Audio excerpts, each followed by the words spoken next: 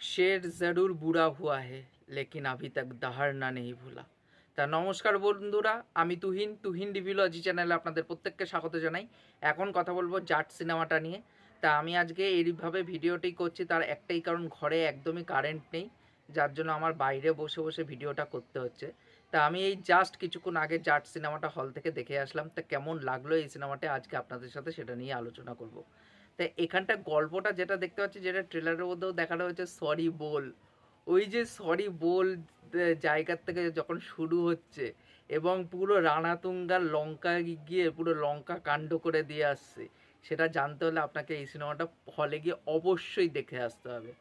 তা আমি রিভিউ শুরু করার আগে একটা ছোট্ট করে কথা বলতে চাই, যে যারা গোপীচাঁদ মালিনেনির সিনেমা দেখে অভ্যস্ত তাদেরই একমাত্র এই সিনেমাটা ভালো লাগতে পারে।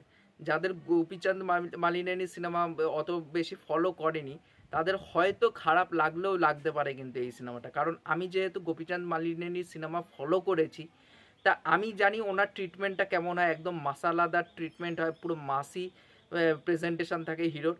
সেই জন্য কিন্তু আমার এই সিনেমাটা কিন্তু দুর্দান্ত লেগেছে, ব্যাপক এন্টারটেইনার লেগেছে।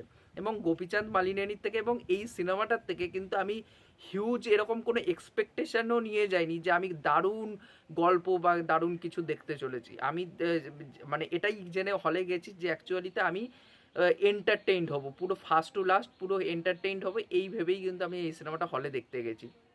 তা ওভারঅলে কিন্তু আমার সিনেমাটা দুর্দান্ত লাগছে। মানে এখানটায় ভিলেনকেও কিন্তু যেইভাবে স্ট্যাবলিশ করা হয়েছে, তারও যেরকম স্ক্রিন প্রেজেন্স দেওয়া হয়েছে, রানাতুঙ্গার ক্যারেক্টারটা এখানটায় রণদীপ হুড্ডা প্লে করেছে, সেই ক্যারেক্টারটা চরম ছিল। এবং তার সাথে সাথে তার ভাইয়ের যে বিনীত কুমার সিং যে চরিত্রটা প্লে করেছে, ওই অদ্ভুত একটা বিকট একটা ডাক ধরে ডাকে উ উ করে, ওই যেগুলো কিন্তু দারুণ মজা দেয়, ভিলেনকে কিন্তু দুর্দান্ত লাগে।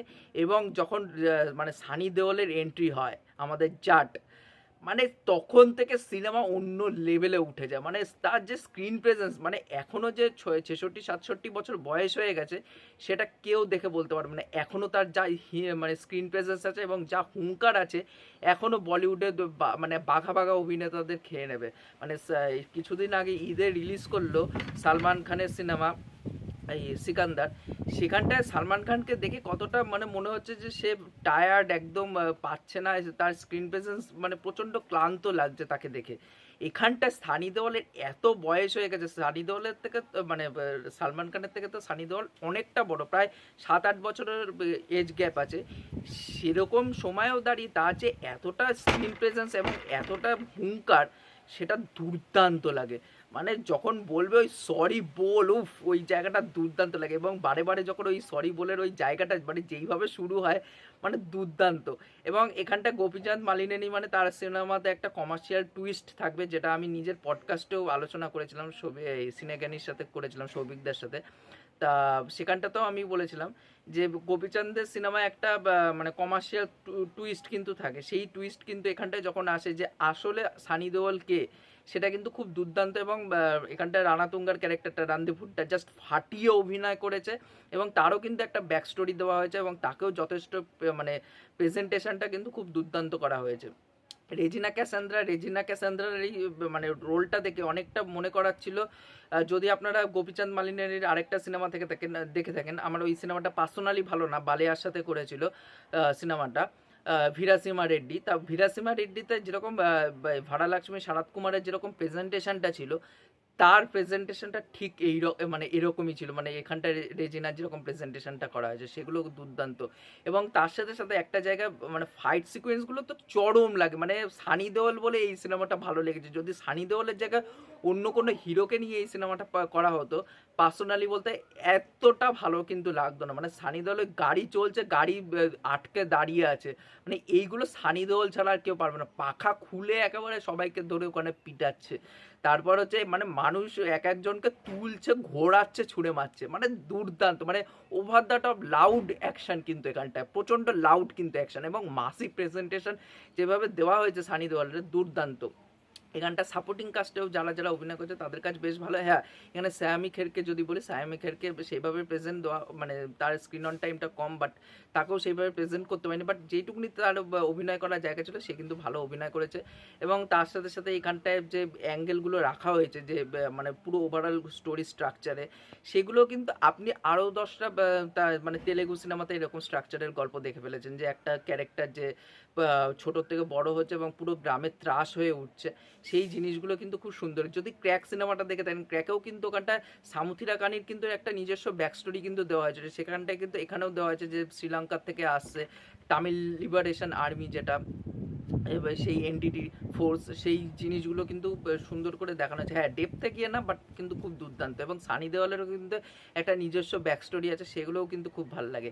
এখানটায় বললাম সাপোর্টিং কাস্টে যারা যারা অভিনয় করছে খুব দুর্দান্ত। এখানটায় ফাইট সিকোয়েন্সগুলো মজা দিতে পারে। আমার বিশেষ করে একটা ফাইট সিকোয়েন্স তো দারুণ লেগেছে, সেটা হচ্ছে জেলের মধ্যে।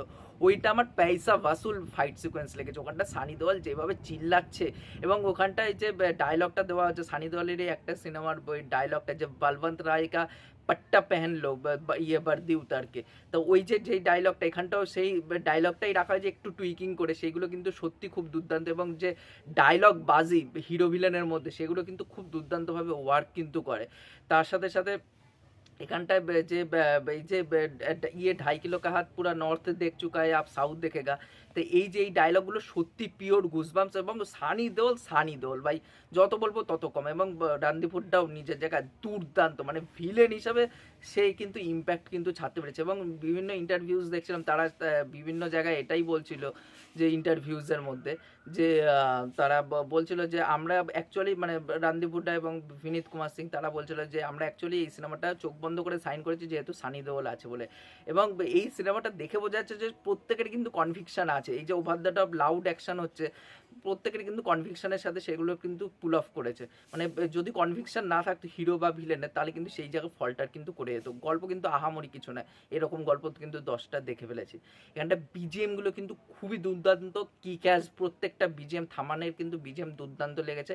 শুধু আমি একটাই নেগেটিভ বলবো, যে এই যে বিজিএমটা, যেটা থামানের সিনেমাতে আমি দেখি, যে থামান যেই সিনেমাতে বিজিএম দেয়, কিছু সিনেমাতে খুব ভালো বিজিএম দেয়, সে কিছু সিনেমাতে আবার খুবই বাজে বিজিএম দেয়। কিন্তু তার বিজিএমের মধ্যে একটা বাজে জিনিস দেখেছি, সে খুব না, মানে লাউড বিজিএম করে, মানে এতটাই লাউড বিজিএম করে, প্রচণ্ড মাথা ফাতা কিন্তু ধরে যায়। সেটা কিন্তু আমার ক্ষেত্রে হয়েছিল এই সিনেমাটা যখন দেখছিলাম। মানে বিজিএমগুলো শুনতে ভালো লাগছিলো, সিনগুলোকে এলিভেট কিন্তু খুব সুন্দর করে করছিল, বাট যে মেন প্রবলেমটা সেটা হচ্ছে যে এখানটা ওই যে লাউড এতটাই বিজিএম বাজাচ্ছে, মাথা ফাতা কিন্তু ধরে যাচ্ছিল। এই সিনেমাটা কিন্তু প্যাকড আপ একটা থিয়েটারে দেখার মতন, একটা এক্সপিরিয়েন্স করার মতো সিনেমা, পুরো ফান টু ওয়াচ, একদম এন্টারটেইনিং সিনেমা, মানে ফার্স্ট টু লাস্ট পুরো এন্টারটেইন করতে পারে কিন্তু এই সিনেমাটা। আর এই সিনেমাতে কিন্তু প্রত্যেকটা কিন্তু খুবই সুন্দর লেগেছে। আরেকটা যেটা বলবো, যে মাঝখানে কিছু জায়গায় কিন্তু ড্র্যাগ করেছে গল্পটা, এটা আমার খারাপ লেগেছে। এবং জাগাপাতি বাবু এবং রামায়া কৃষ্ণাকে সেইভাবে জায়গা দেওয়া হয়নি, এবং তাদের পারফরমেন্সও কিন্তু সেরকম ভালো লাগেনি। জাগাপাতি বাবু নিজের ডাবিং নিজেই করেছে, তার জন্য কিন্তু বোঝা যাচ্ছে, কারণ তার একটা তেলেগু কিন্তু অ্যাকসেন্ট, মানে বোঝা যাচ্ছে হিন্দির মধ্যে, সেই জিনিসটা খারাপ লেগেছে। ওভারঅলে কিন্তু সিনেমার স্ট্রাকচারিং বলুন, বা সিনেমার বিজিএম বলুন, সিনেমাটোগ্রাফি বলুন, ওভারঅলে বা দারুণ, ডায়লগগুলো দুর্দান্ত লেখা হয়েছে, হিরো ভিলেনের টার্সেলটা জমেছে, আমার ওভারঅলে দুর্দান্ত লেগেছে। একদম পাম্পড আপ করা একদম সিনেমা। আপনারা যদি ফার্স্ট টু লাস্ট একদম থরলি এঙ্গেজ হয়ে যদি একটা এন্টারটেইনমেন্ট সিনেমা দেখতে চান, তাহলে তো বলবো এই সিনেমাটা অবশ্যই হলে গিয়ে এক্সপিরিয়েন্স করুন। এক্সপিরিয়েন্স করার মতনই কিন্তু সিনেমা বানিয়েছে এখানটায় গোপীচাঁদ মালিনী। এই ছিল আমার ওভারঅল বক্তব্য। ভিডিওটি ভালো লাগলে অবশ্যই লাইক, শেয়ার, সাবস্ক্রাইব করে পাশে থাকবেন। এখনকার মতন টাটা, বাই।